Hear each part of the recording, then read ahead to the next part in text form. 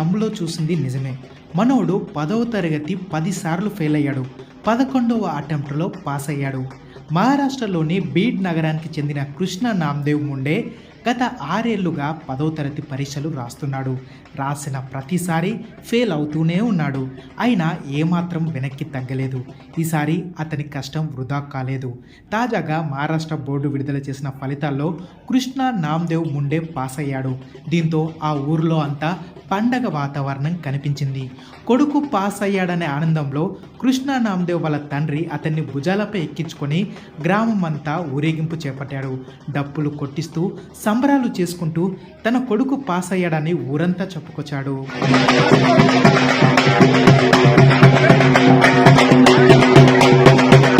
పరీక్షల్లో ఫెయిల్ అవ్వగానే డిప్రెషన్లోకి వెళ్ళిపోయే విద్యార్థులకు ఇతడు స్ఫూర్తిదాయకం.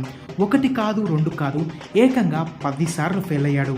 11వ అటెంప్ట్ కూడా ఇచ్చి అప్పుడు పాస్ అయ్యాడు. అంటే అర్థం చేసుకోవచ్చు అతడెంత మొండి పట్టు పట్టాడు.